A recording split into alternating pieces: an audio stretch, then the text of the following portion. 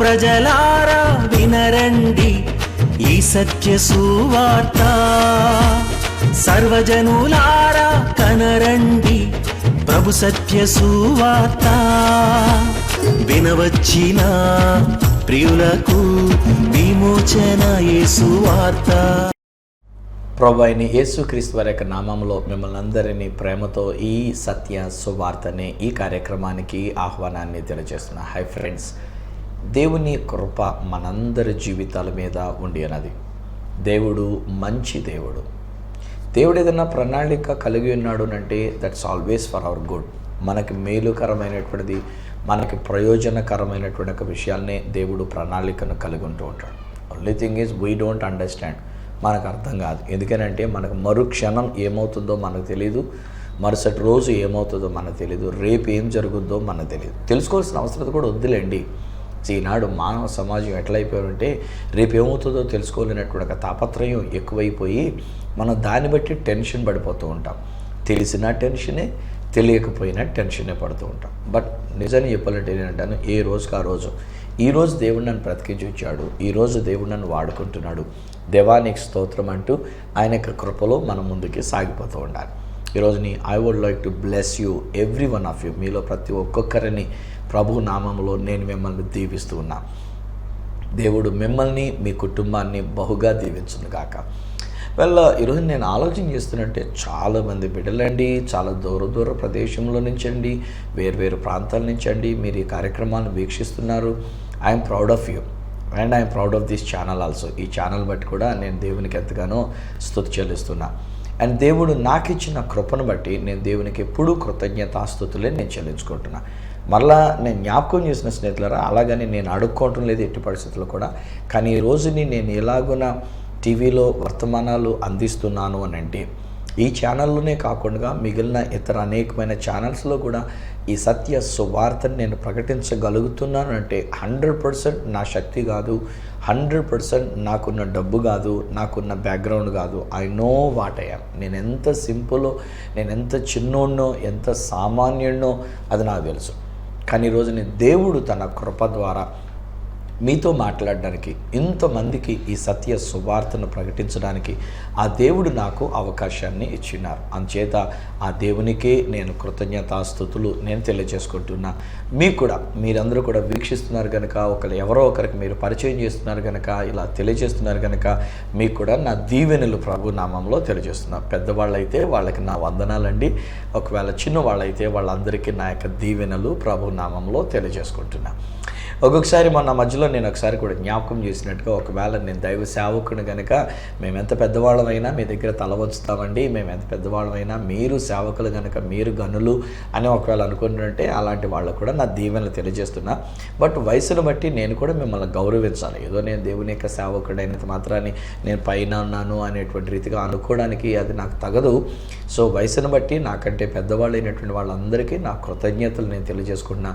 మీ ప్రార్థనలు, మీ యొక్క సహకారం, మీ యొక్క ప్రోత్సాహం, ఈ యొక్క వర్తమానాలు వీక్షించమని మీరు ఇతరులకు తెలియజెప్తూ ఇతరులకు దీవెనకరంగా ఉంటున్న విధానాన్ని బట్టి మీకు నా నిండైన హృదయపూర్వకమైన కృతజ్ఞతలు, వందనాలు నేను తెలియజేసుకుంటున్నా.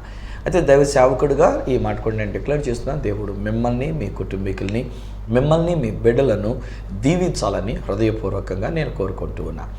ఈరోజు మన ఇశ్రాయేలు చరిత్రగా మనం ఆలోచన చేస్తున్నట్టే, ఐగుప్తు దేశంలోనికి వలసగా వెళ్ళినటువంటి ఇశ్రాయేలీయులు అనగా యోసేపును బట్టి యాకోబు, యాకోబుకి సంతానము 70 మంది వాళ్ళు ఇజ్రాయెల్ దేశానికి వెళ్ళి ఉన్నారు. అక్కడ ఉంటున్నటువంటి యొక్క కాలంలో దాదాపు ఒక 400 లేక 430 సంవత్సరాల పాటు వాళ్ళు ఐగుప్తు దేశంలో ఉండి ఉన్నారు. అక్కడ ఉంటుండగా కొంతకాలానికి 400 సంవత్సరాలు అనేసరికి యోసేపు చనిపోయింటాడు కదా ఈలోగా నేను. సో ఇప్పుడు యోసేపు అయిపోయిన తర్వాత యోసేపును ఎరుగని వేరొక రాజు, వేరొక ఫరో ఆ ఐగుప్తు దేశానికి ఫరోగా వచ్చినప్పుడు ఈ ఇశ్రాయేలు ప్రజలైనటువంటి వారు ఎంతగా సంఖ్యలో అభివృద్ధి చెందుతూనంటే, పెరిగిపోతుందంటే ఆలోచన కలుగుండి ఏమనుకున్నాడంటే, వామ్మో వీళ్ళ పెరుగుతున్నారు, మనకే థ్రెట్గా ఉంటారేమో, రేపొద్దున్న మన దేశాన్ని వీళ్ళు ఆక్రమించేసుకుంటారేమో, మన యొక్క ప్రదేశం అంతా వీళ్ళు సొంతం చేసుకుంటారేమో, వీళ్ళది అయిపోద్ది మొత్తానికి అంతా కలిపి గనుక అది కుదరదు అనుకొని ఇప్పుడు ఆ ఫరో రాజు ఏం చేశారంటే ఇశ్రాయేలీలైనటువంటి వారిని లేక హెబ్రీయులైనటువంటి వారిని కొంచెం అణచడానికి అనేటువంటి రీతిగా ప్రయత్నం చేశాడు. మొదటిగా మంత్రసాలను మంత్రసానులతో చెప్తాడు కదా, అక్కడ మంత్రసానులు లేనటువంటి వాళ్ళు అనగా కాన్పు వేసేటువంటి వాళ్ళు ఉంటే వాళ్ళతో చెప్తాడు, మీరు ఈసారి వెళ్ళినప్పుడు ఐగుప్తి మంత్రసానులారా, ఆ ఇశ్రాయేలీ లేనటువంటి వారికి ఒకవేళ కనుక కాన్పు వేస్తుంటే అందులో మగపిల్లడు కనుక పుడితే, సంతానం వచ్చేటువంటిది మగపిల్లల వల్ల కనుక, మగపిల్లవాడు కనుక పుడితే వాడిని చంపేయండి, ఒడ్డుగించేది వేసి మొత్తానికి ఏదో రకంగా చంపేసేయండి అన్నట్టుగా ఇది చెప్తాడు. కానీ వీళ్ళు వెళ్ళారు, దేవుడు కార్యం చేసి వాళ్ళు ఈ పుట్టినటువంటి ఒక మగపిల్లవాళ్ళని చంపేయనివ్వకుండా వీళ్ళకి మంచిదనం, కరుణ, కనికరం ఇలాంటివి పుట్టేటట్టుగా చేశారు. రాజుగారు పిలిచి అంటాడు, ఏం చేశారు మీరు? మంత్రసాలుగా నేను మీకు అప్పగించిన పని మీరు ఎందుకు చేయలేదు? ఏంటి చాలామంది పిల్లలు మగపిల్లలే పుట్టేశారు వాళ్ళకి, ఈ మధ్యలో కూడా ఇంకా మగపిల్లలు పెరుగుతున్నారని చెప్పేసానంటే ఆవిడ వీళ్ళంటారు, అయ్యా ఏం చెప్పమంటారయ్యా, హెబ్రీ స్త్రీలు చాలా చురుకైనటువంటి వాళ్ళు, మేము మంత్రసాని పని చేయడానికి అన్నట్టుగా మేము వెళ్ళబోయేసరికి అప్పటికి వాళ్ళు కనేసి ఆ బిడ్డలను సంకలేసుకొని తిరుగుతున్నారు వాళ్ళు అని చెప్పేసి అని అన్నారు. అంటే వాళ్ళకి వాళ్ళే కనేసి, వాళ్ళకి వాళ్ళే బొడ్డు కత్తిరించేసుకొని, వాళ్ళకి వాళ్ళే పేగు తీయించేసుకొని, వాళ్ళకి వాళ్ళే పనులన్నీ చేసేసుకునేటువంటి రీతిగా చురుకుతనంగా ఉన్నారు అనేటువంటి దయను పుట్టించారంట దేవుడు. ఆ తర్వాత వాళ్ళని కూడా ఆశీర్వదించారనేటువంటి రీతిగా బైబిల్ గ్రంథంలో చెప్పబడుతున్నటువంటి మాటలు. అప్పుడు ఈసారి ఫరో నెక్స్ట్ స్టెప్ ఏం చేశారంటే, యవన బిడ్డలుగా మగపిల్లలుగా పుట్టినటువంటి ప్రతి మగపిల్లడిని చంపేయండి అని చెప్పేసి ఆర్డర్ ఇచ్చాడు. ఎంత కఠినమైనటువంటి మాట అండి కదా. ఈ రోజుల్లో కూడా చాలా ఇలాంటి హింసలు, చిత్రహింసలు చాలాగా కనబడుతూ ఉన్నాయి. వాస్తవానికి మన దేశంలో ఇప్పుడు మనకి ఎక్కువ జరుగుతున్నటువంటి విషయం ఏంటంటే, ఆడపిల్లలు వద్దు అనేటువంటి రీతిగా అబార్షన్ చేయించుకోవడానికి మన వాళ్ళు కొంతమంది అందుచేతనే మన యొక్క దేశం కూడా ఒక చట్టం చేసింది ఏంటంటే, స్కానింగ్ చేసి ఆ పుట్టేటువంటి పిల్లలు ఆడపిల్ల లేకపోతే మగపిల్లడా అనేటువంటి విషయం చెప్పకూడదని, ఒకవేళ అలా చెప్పినట్టుంటే కనుక వాళ్ళని జైల్లో పెట్టాలి అనేటువంటి రీతిగా తీసుకొని వచ్చారు. కానీ ఇప్పుడు కూడా ఒకవేళ మనం ఆలోచన చేస్తే, ఎలాగున్న ఆడపిల్లలైతే వద్దు అని తగ్గించేసుకున్నందుచేత కొన్ని కుటుంబాల్లో నేను వింటున్నటువంటి ఒక విషయం ఏంటంటే, ఆ యొక్క మగపిల్లలకి సరైనటువంటి సంబంధం దొరకట్లే, వారికి సరైనటువంటి ఆడపిల్లలు ఇంకా సరిగా దొరకట్లే, వాళ్ళకి ఎంత ప్రయత్నం చేస్తున్నారు. అందున ఇప్పుడు మనకి యాక్చువల్లీ నిర్గమాకాండం 2వ అధ్యాయం 2వ వచనంలోకి వచ్చేసరికి, లేవి వంశస్థుడు ఒకడు లేవి కుమార్తెను ఒక ఆమెని వివాహం చేసుకున్నాడు అని ఉంటుంది. అంటే సాధారణంగా ఇప్పుడు మనం కూడా ఎంత చెప్తున్నా ఎంత నేర్పించినా ఎవరి కులం వాళ్ళు వాళ్ళ కులం వాళ్ళనే కదా చేసుకోవడానికి అనేటువంటి రీతిగా మన భారతదేశంలో నానుడు అయిపోయింది.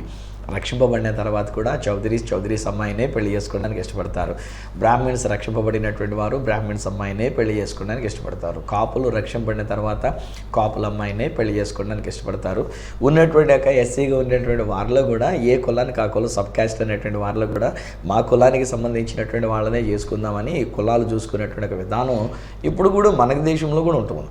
కానీ విచారం ఏంటంటే, ఇప్పుడు మునుపటి దినాల్లో కొంతకాలం క్రితం, దాదాపు ఒక 20-25 సంవత్సరాల క్రితం కూడాను ఇప్పుడు ఆడపిల్లలు అయినటువంటి వాడిని పుట్టడానికి రానివ్వకుండా చేసుకుంటూ వచ్చారు కనుక, తీరా ఇప్పుడు ఈ మగపిల్లలకి ఆడపిల్లలు దొరకకుండా అయిపోతూ ఉన్నారు. పాపం వీళ్ళు ప్రయత్నం చేస్తున్నారు. ఇక చివరికి ఏమన్నారంటే, సర్లేండి ఇక మా కులంలో మాకు ఎలాగో దొరకట్లేదు కనుక ఏ కులం అయినా పర్లేదు అనేటువంటి రీతిగా ఇప్పుడు వస్తున్నారు. చేతనంటే దొరకట్లే, ఇప్పుడు ఆడపిల్లలు అనేటువంటి దొరకట్లే.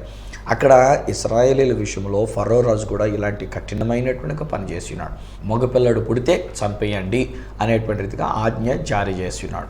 ఇప్పుడు 2వ అధ్యాయంలో, నిర్గమకాండం 2వ అధ్యాయంలో కనబడుతున్న ఒక విషయం నేనేమన్నానంటే, లేవి వంశస్థుడు ఒకడు ఒక లేవి అమ్మాయినే పెళ్లి చేసుకోవడం అన్న మాటకి నేనైతే ఇప్పుడు ఏమంటానంటే, కులం అనేటువంటి పేరుతో మనం చూసుకునే దానికంటే, ఒక కులం పేరు చెప్పుకొని మా కులస్తుల్నే మేము చేసుకోవాలి, మా కులంలో వాళ్ళనే చేసుకోవాలి అని అనుకునే దానికంటే, ఒకటి అంటానండి, ఇక్కడ నేను నేర్పించే విషయం ఏంటంటే, మీ విశ్వాసానికి తగినట్లుగా మీ విశ్వాసంతో ఏకీభవించేటువంటి విశ్వాసులను వివాహము చేసుకునడం మంచిది. అంతే తప్పండి. ఇప్పుడు ఒక్కొక్కసారి ఒకరేమో మంచి పెంతుకోస్తు అనుభవం కలిగిన వాళ్ళు ఉంటారు, ఇంకొకరేమో పెంతుకోస్తు అనుభవం ఒప్పుకొనని వాళ్ళు ఉంటారు. ఒకళ్ళేమో రాకడను గురించి బాగా విశ్వాసం కలిగినటువంటి వాళ్ళు ఉంటారు, ఇంకొకరు కేవలం మారు మనసు రక్షణ అనుభవం మాత్రమే అనేటువంటి వాళ్ళు ఉంటారు. సో ఇప్పుడు మన క్రిస్టియానిటీలో కూడా నేను చూసినప్పుడు అండి, ఇలాంటి విశ్వాస పరిమాణం తేడా వచ్చినటువంటి వాళ్ళను వాళ్ళు వివాహం చేసుకున్నట్లో కూడా ప్రాబ్లమ్స్ వస్తున్నాయి. నాకు తెలిసిన ఒక దంపతులు నేను చూశాను. ఇద్దరు కూడా వాస్తవాన్ని చెప్పాలంటే ఒక డినామినేషన్ ఉన్నటువంటి వాళ్ళే, కానీ ఒకరికున్న అభిరుచి సేవ, వాళ్ళిద్దరు కూడా సేవ చేసేటువంటి వాళ్ళే. సో ఒకరికున్నటువంటి సేవ అభిరుచి వేరు, మరి ఒకరికి ఉండినటువంటి సేవ అభిరుచి వేరు. సో వాళ్ళకున్న ఆసక్తి సేవాసక్తి వేరు, వీళ్ళకున్న సేవాసక్తి వేరు. ఇద్దరూ సేవ చేయాలనుకునే, కానీ ఏమవుతుంది, ఇప్పుడు వీళ్ళిద్దరికి ఉన్నటువంటి యొక్క అభిరుచులు వేరుగా ఉండటం వలన, వీరి యొక్క సేవ ఆసక్తి అనేటువంటిది వేరువేరుగా ఉండటం వలన, సేవ చేయాలనేటువంటి తలంపు వారికున్న ఒకే డినామినేషన్కు చెందిన వారు అయినప్పటికీ ఒకరికొకరికి పొసగకుండా అయిపోతున్నారు.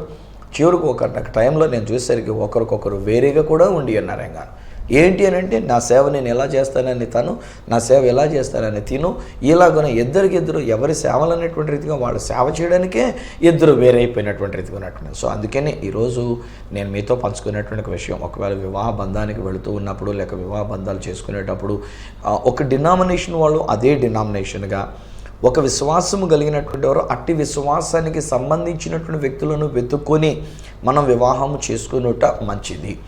ఒకవేళ తప్పని పరిస్థితుల్లో ఇంక దొరకట్లేదు కనుక నా విశ్వాసానికి కొంచెం తేడాగా ఉన్నా పర్లేదు అని అనుకుంటే, ఎవరో ఒకరు సర్దుబాటు చేసుకొని ఒకరి యొక్క విశ్వాసం ఒకరు పంచుకొని ఇద్దరూ కలిసి ఒక విశ్వాసంలోనికి వాళ్ళు రాగలిగినట్లయితే కనుక ఆ కుటుంబ జీవితం బాగుంటుంది. సో ఇక్కడ మనకి 2వ అధ్యాయం, నిర్గమకాండం 2వ అధ్యాయంలో లేవి వంశస్థుడొకడు లేవి అమ్మాయిని వివాహం చేసుకున్నాడు అని చెప్పబడిన మాటలో నేనేమన్నానంటే, మనము ఒకే విశ్వాసము కలిగిన, ఒకే అభిరుచులు కలిగిన, దేవునిలో ఒక మంచి అభిరుచులతో సాగిపోయే అలాంటి బంధాన్ని మనం కనుక మన బిడ్డలైనటువంటి వారికి, మన కుటుంబీకులైనటువంటి వారికి, లేక మన యొక్క కుమారులకి, కుమార్తెలైనటువంటి వారికి మనం చూడగలిగినట్లయితే ఒక మంచి సంసార జీవితాన్ని, ఒక మంచి కుటుంబ జీవితాన్ని, ఆ పరలోకాన్ని ఈ భూమి మీద కనపరిచేటువంటి ఒక అద్భుతమైన కుటుంబ జీవితాన్ని మనం చూపించగలిగిన వాళ్ళం అవుతాం. సరే, జరిగిందండి. ఈలోగా వాళ్ళిద్దరికి ఒక కొడుకు పుట్టాడు. ఆ కొడుకు పేరే మోషే. అయితే వాళ్ళు ఇంకా పేరు పెట్టలేదు, ఆ తల్లిదండ్రులైనటువంటి వాళ్ళు. 3 నెలలు దాదాపుగా ఆ పిల్లవాడిని ఎవరికీ తెలియనివ్వకుండా అన్నట్టుగా దాచిపెట్టారట. అంటే ఏడుపు రానివ్వకుండా, ఇంటిలో పిల్లోడు పుట్టాడనేటువంటి ఒక విషయం బయటికి తెలియనివ్వకుండా ఎంత గుట్టు చప్పుడుగా దాచారో చూశారండి. ఒక్కొక్కసారి మనం కూడా కొన్ని విషయాలు నేను ఏమంటానంటే, దేవునికి మహిమకరముగా ఉండాలి అని అంటే కొన్ని ఇలాగా మనం రహస్యంగా ఉంచడమే మంచిది. అది దేవునికి మహిమ. ఒక్కొక్కసారి మనం బట్టబయలు చేయడం వలన ప్రమాదాలు పొంచొస్తూ ఉంటాయి. ఒక్కొక్కసారి మనం నోరు విప్పి మన కొన్ని విషయాలు మనం చెప్పేసుకుంటూ ఉంటాం. మన గొప్పలకి, మన ప్రగల్భాలకి అన్నట్టుగా మనం చెప్పేసుకుంటూ ఉంటాం. తత్ఫలితం ప్రజలలో అసూయ, ద్వేషము, కక్షలు, లేక వేరే విధానాలు, వేరే చూపు దోషాలు, ఇలాంటివి నానా రకాలైనటువంటివి పడుతూ ఉంటాయి. అక్కడి నుంచి మన బిడ్డల యొక్క జీవితంలో అది మేలుకు బదులుగా కీడు జరిగేటువంటి ప్రమాదం కనబడుతూ ఉంటుంది. సో ఒక్కొక్కసారి మన బిడ్డల గురించి కానీ, లేక మన కుటుంబాన్ని గురించి కానీ అనవసరంగా మాత్రం బయటికి ఏం చెప్పుకోకండి. ఈరోజు నేను మీతోనే మాట్లాడుతున్నాను. బహుశా మీ బిడ్డల గురించి మంచి చెప్తున్నారు, లేక చెడ్డ చెప్తున్నారు. చాలా చిన్నప్పుడు ఒక కథ మా హిందీ మాస్టర్ గారు చెప్పారు. నిజంగా ఆయన చెప్తుంటే నాకు ఏడుపు వచ్చేసినంత పని అయింది ఏం కానీ. సో ఆయన చెప్తున్నటువంటి మాట ఏంటంటే, ఒక కథ ఏంటంటే, ఓ పిల్లోడు ఉన్నాడు, తల్లిదండ్రులు పుట్టిన పిల్లోడు. వాడు బాగా చదువుకుంటున్నాడు, వాడు మంచి మార్కులు తెచ్చుకుంటున్నాడు. ఊరి వాళ్ళందరూ కూడా మెచ్చుకుంటూ ఉన్నారంట. సో కానీ తండ్రి దగ్గర ఉన్నాళ్ళేంటి వెధవా, వాడు చదివేది ఏముంది అన్నట్టుగా మాట్లాడుకుంటూ వచ్చారంట. పేడ పోగు చేసుకున్నటువంటి ఒక పిల్ల కూడా సంపాదించుకుంటుంది ఆ మాత్రం మార్కులు, వీడు సంపాదించింది ఏముంది అని ఇలా ప్రతిదానికి తండ్రి తీసి పాడేస్తూ ఉన్నాడు. వాడు కొంచెం వయసులో పెరుగుతూ వచ్చినాడు. ఒకనొక సమయంలో వచ్చేసరికంటే వాడు చాలా ఇంకా కోపం వచ్చిందనమాట. మా నాన్న ఏంటిలాగా అందరూ నన్ను మెచ్చుకుంటున్నట్టే, అందరూ నన్ను పొగడుతున్నట్టే మా నాన్న ఇలాగా మాట్లాడుతున్నాడు, నా గురించి చెడ్డగా మాట్లాడుతున్నాడు, అంత వ్యతిరేకంగా మాట్లాడుతున్నాడు, ఈరోజు నాన్న సంగతి తేల్చేస్తాను అనుకుని వాడు అటకెక్కి కూర్చొని అక్కడ తిరగటి రాయి కూడా రెడీగా పెట్టుకొని ఉన్నాడట. సరిగ్గా అటక కిందే, అటకంటే మనకు తెలుసో తెలియదు, మనోళ్ళకి ఈనాటి కాలంలో అటకంటే కూడా మనకు తెలియదు. అటకంటే ఇంట్లో ఆనాడు పెంకుటీళ్ళు లేకపోతే తాటేకిళ్ళు కట్టుకున్నప్పుడు మధ్యలో ఒక స్లాబ్ లాగా అన్నట్టుగా వేసుకునేవారు అనమాట అండి. దాని మీద చాలా వస్తువులన్నీ పైన పెట్టుకుంటుండేవారు. దానిని అటక అని చెప్పేసి అని అంటారు. ఇప్పుడు మనోళ్ళకి ఈనాటి కాలం వాళ్ళకి అటకలంటే తెలిస్తే కదా, అందుకనే వివరించవలసి వచ్చింది. సో అటక మీదకి కూర్చున్నాడు, అక్కడ ఒక తిరగటి రాయి పెట్టుకొని కూర్చున్నాడు. సరిగ్గా అటక కిందనే వాళ్ళకి మంచం ఉంది. నాన్న వస్తే కనుక ఖచ్చితంగా ఆ మంచం దగ్గరికి వచ్చి కూర్చుంటాడు. ఆ మంచం దగ్గరికి వచ్చి కూర్చున్నప్పుడు సరిగ్గా చూసి ఆ తిరగటి రాయి నాన్న మీద వేసేద్దామని చెప్పేసి అని, వదిలేద్దాం పడేద్దామని చెప్పేసి అని పైకెక్కి కూర్చున్నాడంట. ఈలోగా నాన్న వచ్చాడు. వచ్చిన తర్వాత భార్య, అమ్మ కూడా వచ్చింది. వీళ్ళిద్దరూ కలిసి వచ్చి ఆ మంచం మీద కూర్చున్నారు. ఇద్దరు కలిసి కూర్చున్నారని కాసేపు ఆగాడు. ఈలోగా ఆ రాయి వేసేద్దాం అనుకున్నటువంటి ఒక పిల్లగాడు కాస్తానంట. ఈలోగా ఏం జరిగిందంటే వాళ్ళ అమ్మ అడుగుతుందంట, ఏమండి ఏంటండి మరి మీరు ఇట్లాగా, మన పిల్లోడు ఎంత బాగా చదువుకున్నాడు కదా, ఊరు వాళ్ళందరూ కూడా ఇలాగ ఇంత మంచిగా వాడిని మెచ్చుకున్నారు కదా, మీరేంటండి పాపం వాడిని అంతలా గాలి తీసేసినట్టుగా వాడి గురించి అలా చెడ్డగా మీరు మాట్లాడుతున్నారు, వాడి గురించి తీసి పడేసినట్టుగా మాట్లాడుతున్నారంటే అప్పుడు ఈ తండ్రి లేక భర్త భార్యతో అన్నాడు, అనిపించదానా? అందరూ మెచ్చుకునేటప్పుడు మనం కూడా మెచ్చుకున్నట్లయితే వాడికి మళ్ళీ దిష్టి తగులుతుంది, 10 మంది కూడా వాడి గురించి మళ్ళీ వేరేగా అనుకుంటారు. అందుకని చెప్పేసి అని వాళ్ళందరూ మంచిగా చెప్తున్నప్పుడు నేను ఏదో మామూలుగా తీసిపడేసినట్టుగా మాట్లాడుతున్నా, నిజానికి గర్వించేవాడిని నేనే. నాకు కొడుకు ఇంత మంచి మార్కులు తెచ్చుకున్నందు చేత ఆ కొడుకుల గురించి బహుగా ఆనందించేది. వాళ్ళందరూ అలా చెప్తున్నప్పుడు నా హృదయం ఉప్పొంగుతోంది. దానిని అణుచుకొని వాడికి దిష్టి తగలకూడదని, వాడు 10 మంది నోట్లో వేరేగా ఉండకూడదని నేను అలా మాట్లాడుతూ వచ్చాననేసరికైనా ఈసారి తిరగలు కాదంట, వాడు వచ్చి దబ్బును పడ్డాడంట కింద. వాడు వచ్చి కిందకి దుమికి వాళ్ళ నాన్న కాళ్ళు పట్టుకుని, నాన్న క్షమించండి, నేను మిమ్మల్ని అర్థం చేసుకోలేకపోయాను అని అనుకున్నారంట. సో అలాగనే ఒక్కొక్కసారి నేను ఏమంటానంటే మరీ అంత తీసిపడేయద్దు, మరీ అంత గాలి తీసేసినట్టుగా కూడా మన పిల్లల గురించి అనొద్దు. మన పిల్లలు మంచి పిల్లలు, దేవుడిస్తే మనకు కలిగినటువంటి పిల్లలు, దేవుని యొక్క సంకల్పంలో ఉన్నటువంటి పిల్లలు. సో అందుచేత ఆ బిడ్డల గురించి మనం చేయగలిగినటువంటి పని ఏంటంటే వీలైనంత మటుకు మంచి మాటనే పలుకుదాము. అదే సమయంలో మనమే మన పిల్లల్ని పొగడేసి వాళ్ళని పెద్ద బూస్ట్ ఇచ్చేసి వాళ్ళు అంతటోళ్ళు ఎంతటోళ్ళు అనేటువంటిదిగా 10 మంది ముందు మాట్లాడేటువంటి విధంగా కూడా చేయొద్దు. వీలైనంత మటుకున్నాం అంతగా మనం పొగిడేయద్దు. దేవుని దగ్గర మనం దేవునికి స్తుతియాగం చెల్లించుకుందాం. సో ఇక్కడ ఈ తల్లిదండ్రులు ఏం చేశారనంటే ఆ పిల్లవాడిని దాచిపెట్టారు, ఎవరికీ తెలియనివ్వలేదు, చాలా రహస్యంగా ఉంచారు. ఆ తర్వాత న్యాచురల్ ఎదుగుతున్నటువంటి పిల్లవాడు కనుక వాడు పేచి పెట్టి ఏడుస్తున్నట్టుగా ఇలా జరుగుతుందంటే ఇక దాచిపెట్టలేక అప్పుడు ఆ తల్లి చేసినటువంటి ఒక కార్యం ఏంటంటే ఒక జమ్ముతో పెట్టి చేసిందంట.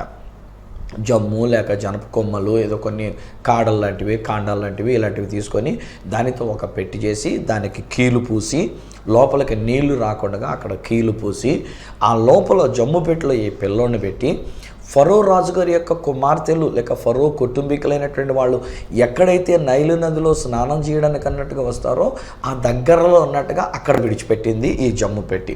పిల్లోడికి బాగా పాలిచ్చి ఉంటుందేమో, కొంతసేపటి దాకా బాగానే ఊరుకున్నాడు, బాగానే మంచిగా నెమ్మదిగా ఉండి ఉన్నాడు. సరిగ్గా ఫరో రాజుగారి యొక్క కుమార్తె అక్కడికి వచ్చేసరికల్లా సరిగ్గా అప్పుడు వీడికి మెలకు వచ్చింది, వీడికి ఆకలేసి ఉంటుంది, ఏడవడం మొదలుపెట్టాడు, క్యారమంట మొదలుపెట్టాడు. అయ్యయ్యో ఏమైంది, ఇక్కడ ఎవరో పిల్లోడు ఏడుస్తున్నాడు, అటు ఇటు చూసుంటుంది ఆ తల్లి. బహుశా చూసినప్పుడు ఒక జమ్ము పెట్లో ఈ పిల్లోడు కనబడ్డాడు. అమాంతంగా తీసుకుని చూసిన వెంటనే ఆ పిల్లవాడి గురించి అర్థం చేసుకుంది. హెబ్రీయులైనటువంటి వారు వాళ్ళ పిల్లల్ని చంపేస్తున్నారని పాపం ఎవరో తల్లి ఎలాగ విడిచిపెట్టినట్టుంది అని అనుకొని ఆ పిల్లవాడిని చూచిన వెంటనే సుందరుడై ఉండుట చూచిందంట. అందుచేత ఇవిడ ఏం చేసిందంటే వెంటనే ఏమీ చెడ్డ చేయకుండా, కీడు చేయకుండా, వాడిని చంపించేయడానికి ఇవ్వకుండా ఎవరక్కడ అనేటువంటిదిగా పిలవబోయేసరికల్లా సరిగ్గా అక్కడే పొంచి ఉంది ఈ మోషే గారి యొక్క అక్క. ఆమె పేరు మిరియాం. అదే తల్లికి కనబడినటువంటి యొక్క కుమార్తె అనమాట. సో ఈమె పరుగున వచ్చింది. అమ్మ ఆ పిల్లోని పెంచుకోవడానికి పాలు ఇవ్వడానికి ఎవరైనా దాదిని తీసుకొని రమ్మంటారా అనేటువంటిగా హుషారుగా అడిగింది. అప్పుడు ఈ యొక్క రాజుగారి యొక్క కుమార్తె, ఫరో రాజుగారి యొక్క కుమార్తెలు దయ పుట్టినందు చేత పాపం వీడిని పెంచుకుందాంలే, నా కొరకే నేను పెంచుకుందాంలే, నా కొడుకులాగా పెంచుకుందాంలే అని చెప్పేసి అని తీసుకురా ఎవరన్నా ఒకళ్ళని చెప్పేసి అంటే పరుగున వెళ్ళింది. ఈ మోషే యొక్క తల్లినే తీసుకొచ్చింది, స్వయాన తల్లిని తీసుకొచ్చింది. ఆ తల్లిని తీసుకొచ్చినప్పుడు అప్పుడు ఈ యొక్క రాజు కుమార్తె చెప్తున్నటువంటి ఒక మాట ఏమిటంటే ఆ తల్లికి ఈ కుమారుణ్ణి ఇస్తూ, ఆ తల్లికి ఈ యొక్క అబ్బాయిని ఇస్తూ ఈవిడ అంటుంది, నా కొరకు ఈ కుమారుణ్ణి పాలిచ్చి పెంచు, నా కొరకు నా కుమారుణ్ణి నీవు పాలిచ్చి పెంచు. ఆ తల్లికి పుట్టిన పిల్లవాడే. కానీ ఇక్కడ రాణి ఆవిడ చెప్తున్నటువంటి ఒక మాట ఏంటంటే నా కొరకు ఈ కుమారుణ్ణి పాలిచ్చి పెంచు. ఇక్కడ కూడా ఒక చిన్న మాట నేను మీతో పంచుకోవాల్సిన అదేంటంటే మనం అందరం తల్లిదండ్రులుగా ఉండి ఉన్నాం, బిడ్డలను కలిగినటువంటి వారమే ఉన్నాం. బహుశా బిడ్డల్లో కూడా కలిగినటువంటి వారు ఉండి ఉండొచ్చు. ఒకవేళ ఎవరైనా ఈ నా కార్యక్రమాన్ని చూస్తున్నటువంటి మీరు భౌతికంగా మీ కడుపున పుట్టినటువంటి ఒక పిల్లలు లేకపోయినా డోంట్ వర్రీ. ఈరోజు ఖచ్చితంగా చెప్తా, మీ ఇంటికి ఎవరో ఒకరిని దేవుడు పంపించుంటాడు. బహుశా మీ ఇంటికి ఎవరో కొందరిని దేవుడు పంపించుంటాడు.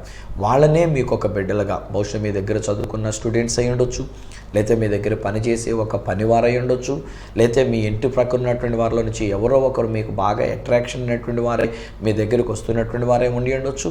దేవుడు పంపించిన బిడ్డలు వాళ్ళు, దేవుడిచ్చినటువంటి కుమారులు, దేవుడిచ్చినటువంటి ఒక కుమార్తె, అంతే తప్ప మీరు వేరే అనుకోవద్దు. కానీ ఈ రోజుని మనకు పుట్టినటువంటి పిల్లలే కానీ లేక మన దగ్గరికి తేబడినటువంటి ఒక పిల్లల విషయంలోనే కానీ ఈ యొక్క రాణి లేక రాజుగారి యొక్క కుమార్తె ఆమె చెప్తున్నటువంటి ఒక మాట ఏమని చెప్తుందంటే నా కొరకు ఈ పిల్లవాడిని నువ్వు పాలిచ్చి పెంచాలి. నా ప్రియ స్నేహితులారా, మీకు ఇవ్వబడినటువంటి ఒక బిడ్డలు మీ బిడ్డలు కాదు. బహుశా మీరు ఇదేంటండి ఇలాగన్నారని చెప్పేసి అని అనుకుంటారా? ఖచ్చితంగా చెప్తానండి. బైబిల్ గ్రంథ ఆధారంగా కనుక నేను చెప్పవలసి వస్తే, ఆ తల్లి గర్భములో మనల్ని రూపించిన వాడు దేవుడు, తల్లి గర్భములో మనల్ని నియమించిన వాడు దేవుడు, మనల్ని నిర్మించిన వాడు దేవుడు, మన ఎముకలు ఎదిగించిన వాడు దేవుడు, మన అవయవ నిర్మాణాన్ని, మన అంతరింద్రియములను కలుగజేసినటువంటి వాడాక దేవుడు. చివరికి బైబిల్ గ్రంథం ఏమంటుందంటే, ఆ తల్లి గర్భంలో నుంచి మనల్ని బయటికి తీసిన వాడు కూడా దేవుడే. అంతా దేవుడేనండి బాబు, అంతా దేవుని మయమేనండి. ఈరోజు మనం అనుకుంటాం, నా కొడుకండి, నా పేగు తెంచుకొని పుట్టిన కొడుకండి, నా బీజం అండి, నా యొక్క సీడ్ కనుక వాడు అచ్చం నాకులాగానే ఉన్నాడండి, నాకులాగానే వాడు ఎడం చేతినే వాడుతున్నాడండి, నాకులాగానే ముక్కులు ఎలాగ అనుకున్నాడండి, ఇలాంటివి అన్నీ మనం చెప్పుకొని తెగ ఫీల్ అయిపోతూ ఉంటాం. ఈరోజు నేను అంటాను, నీకు ఆ శక్తి ఇచ్చినోడు ఎవడు? దేవుడే కదా. లేకపోతే ఈరోజు నీకంటే బలమైనటువంటి వాళ్ళు ఉన్నారు, బిడ్డలు లేకుండా ఉన్న వాళ్ళు కూడా ఉన్నారు. ఈరోజు ఏదో నీకు బిడ్డలు కలిగినంత మాత్రం నా బిడ్డలో అనుకోవద్దు. దేవుని యొక్క వాక్యంలో కూడా చెప్పండి మాటలో కనుక మనం చూసినట్లయితే, యాకోబు అదే మాట అంటాడు. యోసేపు కూడా యాకోబు గారు ఇక్కడికి వచ్చిన తర్వాత మాట్లాడుతూ, వీళ్ళు ఎవరినైనా అని చెప్పేసి అంటే ఆ దేశంలో ఉన్న పిల్లలు చూసి అప్పుడు యోసేపు కూడా అదే మాట అంటాడు, వీరు దేవుడు నాకు అనుగ్రహించిన బిడ్డలు. మైండ్ యూ ఫ్రెండ్స్, మీకు కలిగినటువంటి పిల్లలు మీ పిల్లలు అనేటువంటి ప్రగల్భాలు పలకొద్దు. ప్లస్ మీకు కలిగినటువంటి పిల్లల గురించి మనం పలకవలసిన మాట ఏంటంటే, నా బిడ్డలైనటువంటి వీళ్ళు దేవుడు నాకివ్వగా పుట్టినటువంటి బిడ్డలు, దేవుడిచ్చిన సంతానం, దేవుడిచ్చినటువంటి బిడ్డలని ఎప్పుడైతే ఈ మనస్సు మనం కలిగి ఉంటామో, ఆ బిడ్డల్ని తిరిగి దేవుని కొరకే మనం పెంచగలుగుతాం. అక్కడ ఆ యొక్క రాజుగారి కుమార్తె అంటుంది, ఈ పిల్లోడిని తీసుకెళ్ళి నా కొరకు పాలు ఇచ్చి పెంచమ్మా, నా కొరకు పాలు ఇచ్చి పెంచమ్మా. హే ఫ్రెండ్స్, ఈరోజు నీ సత్యం తెలుసా మీకు? మనకు పుట్టిన బిడ్డల్ని మన దేవుని కొరకు పెంచాలి, మన దేవుని కొరకు పెంచాలి. ఈరోజు నేను నా ప్రభునందు నేను ఆనందిస్తూ ఉన్నా. నాకు కలిగినటువంటి ఒక 2 కుమారులు, దేవుడు నాకు ఇచ్చిన 2 కుమారులు, దేవుడు నాకు ఇచ్చినటువంటి ఒక కుమార్తె, ముగ్గురిని దేవుని కొరకే అంకితం చేసి ఉన్నాం, దేవుని యొక్క సేవ కొరకే అంకితం చేసి ఉన్నాం. కాకపోతే కుమార్తె తను ఒక మెడికల్ సంబంధించినటువంటి దానిలోనికి వెళ్ళింది, అందులో ఉండి దేవుని యొక్క సేవ చేయడానికి అయినటువంటి రీతిగా దేవుడు ఆ బిడ్డని ఆశీర్వదించినాడు. భార్య భర్తలు ఇద్దరు కూడా మెడికల్ సంబంధమైనటువంటి ఒక ఉద్యోగంలో ఉంటూ, మెడికల్ ప్రకారమైనటువంటి దానిలో ఎదుగుతూ, దేవుని కొరకు సేవ చేయడానికి, మానవ సేవయే మాధవ సేవగా, దేవుని యొక్క సేవగా, వైద్యపరంగా వారు సేవ చేయడానికి వాళ్ళు ఉన్నారు. కుమారులిద్దరూ కూడా సంఘ పరిచర్యలో దేవుని యొక్క వాక్యాన్ని ప్రకటిస్తూ, అనువాద పరిచర్యలు చేస్తూ, వివిధమైన పరిచర్యల్లో కుమారులిద్దరూ కూడా వాళ్ళు వాడబడుతూ ఉన్నారు. కోడండ్రిద్దరిని కూడా దేవుని యొక్క సేవ కొరకైనటువంటి రీతిగానే మేము స్వీకరించాం తప్ప, వారు ఏదో ఉద్యోగాలు చేస్తారని, లేకపోతే వారు ఏదో విద్యావంతులు కనుక వారి యొక్క విద్యను బట్టి ఏదో ఉద్యోగం ఉండాలని ఇది మేము కోరుకోవడం లేదు. దేవుని యొక్క సేవ చేయడానికి అంకితం చేసి ఉన్నాం. మరి మీరు దేవుని కొరకు పెంచుతున్నారా మీ పిల్లల్ని? సూటిగా నేను ప్రశ్న అడుగుతున్నాను. ఒకవేళ రాబోయే దినాల్లో మనం వాళ్ళ కోర్సెస్కి మనం పంపించేటప్పుడు నేర్పించండి.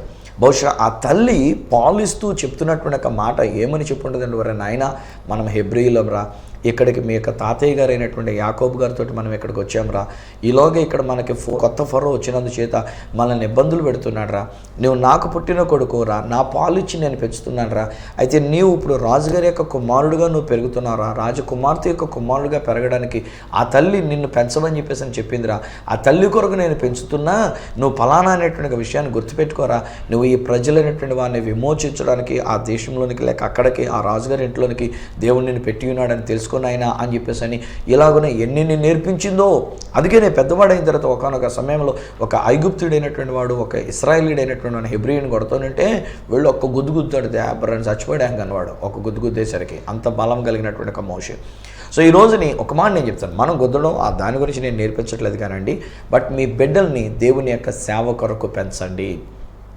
నేను మరలా చెప్తున్నాను స్నేహితులారా, మీ కుమారుడినే కానీ మీ కుమార్తెనే కానీ దేవుని యొక్క సేవ కొరకు వాళ్ళని పెంచండి. ఒకళ్ళు చదువుకుంటారా, చదువుకునేవాడిని. నేను కూడా మరీ అంత అడ్డు చెప్పనులే, మరీ అంత బ్లంట్గా మాట్లాడుతూ మీ పిల్లల్ని మీరు 100కి 100 మార్క్స్ తెచ్చుకుంటే, లేక 10కి 10 పాయింట్స్ తెచ్చుకుంటే, లేకపోతే ఒకవేళ 1000కి 1000 మార్క్స్ తెచ్చుకుంటే, లేకపోతే 985 మార్క్స్ తెచ్చుకుంటే, ఇంత మంచి మార్కులు తెచ్చుకున్నారు కనుక వాళ్ళని ఐఐటీలకు పంపిస్తాను, లేకపోతే ఇంకేదో దానికి పంపిస్తానని చెప్పేసి మీరు అనుకుంటే పంపించండి, నేను కాదనట్లేదు. ఎందుకంటే మిమ్మల్ని నిరుత్సాహపరచడానికి నేనే పాటివాడిని. కానీ ఒకటి మాత్రం నేను చెప్తున్నా, మీ బిడ్డలు దేవుని కొరకు జీవించాలి. ఈ నా మాటలు వింటున్న ప్రతి ఒక్కొక్కరికి నేను చెప్తున్నా, ఫ్రెండ్స్, నా ప్రియమైన తల్లిదండ్రులారా, దేవుడు మీకు ఇచ్చాడు ఆ బిడ్డల్ని. దేవుడు అన్నాడు కదా, నా కొరకు పాలిచ్చి పెంచండి, నా కొరకు వీళ్ళని పెంచండి. ఇది దేవుడు మాట్లాడుతున్నాడు. ఇది నాని మన యొక్క కుటుంబ జీవితంలో మన బిడ్డల్ని దేవుని కొరకు అంకితం చేద్దామా? ఒకవేళ ఫెయిల్ అయిన నువ్వు ఇవ్వటం పెద్ద గొప్ప సంగతి కాదు. చదువు సరిగ్గా అబ్బనటువంటి వాడిని దేవుని యొక్క సేవ కొరకు ఇచ్చేస్తామని చెప్పేసి అనడం పెద్ద గొప్ప సంగతి కాదు. ఈరోజు నేను కోరుకుంటున్న మాట, ఈరోజు మీతో పంచుకున్నటువంటి ఒక మాట ఏంటంటే, మంచి తెలివి కలిగినటువంటి ఒక బిడ్డలను దేవుని కొరకు అంకితం చేద్దాం. మంచి మార్కులు తెచ్చుకున్నటువంటి ఒక బిడ్డలను దేవుని కొరకు మనం సమర్పణ చేద్దాం. చివరి దినాల్లో ఉన్నాం స్నేహితులారా, కడవరి కాలంలో ఉండి ఉన్నాం స్నేహితులారా. ఈరోజు నేను ఉద్యోగాలు దొరుకుతాయో లేదో నేను చెప్పలేను, కానీ ప్రభుత్వపరమైనటువంటి ఒక ఉద్యోగాలు అందరికీ రావాలంటే అందుబాటులో ఉంటాయో లేవో నేను చెప్పలేను, కానీ ప్రతి ఒక్కరూ ఈరోజు నేను చెప్తున్నా, యేసు కొరకు ఒక సాక్షిగా జీవించడానికి మిమ్మల్ని మీరు అంకితం చేసుకునండి. యేసు కొరకు జీవించడానికి మన బిడ్డల్ని మనం సమర్పించుకుందాం రండి. అనేక మంది ప్రజలను విడిపించడానికి, అనేక మంది ప్రజలను ప్రభు తట్టు త్రిప్పడానికి మన కుమారులను, మన కుమార్తెలైనటువంటి వారిని దేవుని యొక్క సేవ కొరకు అంకితం చేసుకుందాం రండి. ఇది చాలా అవసరతలో ఉన్నదండి స్నేహితులారా. చివరి దినాల్లో ఉన్నాం కనుక మనము మన యొక్క బిడ్డలు కూడా దేవుని యొక్క సేవలో వాడబడాలి. కష్టాలు వస్తే రానివ్వండి, శ్రమలు వస్తే రానివ్వండి, ఒకవేళ ప్రభుత్వాలు ఎలా ప్రవర్తిస్తే ప్రవర్తించబడినవ్వండి, కానీ ఈరోజు నేను మరొకసారి చేతులు జోడించి నేను మనం చేస్తున్నాను, మీ బిడ్డల్ని దేవుని యొక్క సేవ కొరకు తర్ఫీదు చేయండి. పాలిచ్చి పెంచండి దేవుని కొరకు. వాళ్ళకి మంచి వాక్యం అనే పాలిచ్చి పెంచండి. దేవుని యొక్క వాక్యముతో పెంచి దేవుని బిడ్డలుగా, దేవుని యొక్క సేవకులుగా, దేవుని యొక్క కుమారులుగా, కుమార్తెలుగా జీవించడానికి వాళ్ళని సిద్ధపరచాల్సిందిగా కోరుతున్నా. మీ కొరకు, మీ బిడ్డల కొరకు, మీ కుటుంబం కొరకు నేను చిన్న ప్రార్థన చేస్తున్నా. తండ్రి, వీరిని నీ చేతులకు అప్పగిస్తున్నాను. ఇది నాన్ని మోషే గారి యొక్క జీవితంలో నుంచి మీరు మాతో మాట్లాడినట్లుగా మా ప్రభువా, మేము మా బిడ్డలైనటువంటి వారిని నీ కొరకు మేము అంకితం చేయాలి నాన్న, నీ కొరకు మేము సమర్పించాలి, నీ కొరకు మేము పాలిచ్చి పెంచాలి.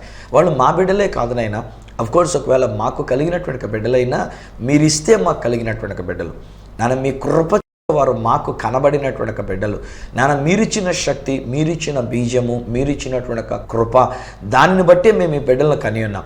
ఆ బిడ్డల్ని నీ కొరకు పెంచే ధన్యత దయచేయండి. ఆ యొక్క తల్లి అక్కడ పెట్టినప్పుడైనా అంతమంది మగపిల్లలను చంపేశారు, కానీ మోషే నీ ప్రణాళికలో ఉండి ఉన్నాడు నాన్న. అందుచేతనే ఆ మోషేని ఆ యొక్క ఫరో రాజు కుమార్తె పెంచుకుంది, మోషే అనేటువంటి ఒక పేరు పెట్టుకుంది. ఆ తల్లికే ఇచ్చినైనా మళ్ళీ ఇదిగో నా కొరకు పాలిచ్చి పెంచు అని చెప్పి పంపించింది. ఆమె పెంచిన తర్వాత తీసుకుని వచ్చి రాజ కుటుంబంలో రాజకుమారుడుగా ఉండే భాగ్యం ఆయనకి దక్కింది. నిశ్చయముగా అతని ద్వారానే ఇశ్రాయేల్ ప్రజలు మీరు విడుదల కలిగించున్నారు. అలాగే ఈ కుటుంబంలో వీరి కొరకు నేను ప్రార్థిస్తున్నా, వీరి కుమారుని కొరకు నేను ప్రార్థిస్తున్నా, వీరి కుమార్తె కొరకు నేను ప్రార్థిస్తున్నా. వీరు నీ కొరకు జీవించాలనైనా, నీ సేవ కొరకు జీవించాలనైనా, నీ ప్రణాళికలో జీవించాలనైనా ప్లీజ్ డాడీ, అట్టి అభిషేకం వీరి మీద నేను విడుదల చేస్తున్నా. తల్లిదండ్రుల మీద అభిషేకాన్ని నేను విడుదల చేస్తున్నా. వారి బిడ్డల మీద నేను అభిషేకాన్ని విడుదల చేస్తున్నా. యేసు నామములో వారు నీ కొరకు జీవించుదురుగాక, నీ కొరకు వారు జీవించుదురుగాక. యేసు నామములో వారిని దీవిస్తూ ప్రార్థించి పొంది ఉన్నాము తండ్రి, ఆమేన్. తండ్రి, కుమార, పరిశుద్ధాత్మలను దేవదేవుని దీవెన ఆశీర్వాదం ఆయన బిడ్డలుగా మీకు, మీ కుటుంబానికి, అలాగే మీ బిడ్డలకును నిత్యము తోడయండి ఆశీర్వదించి నడిపించును గాక.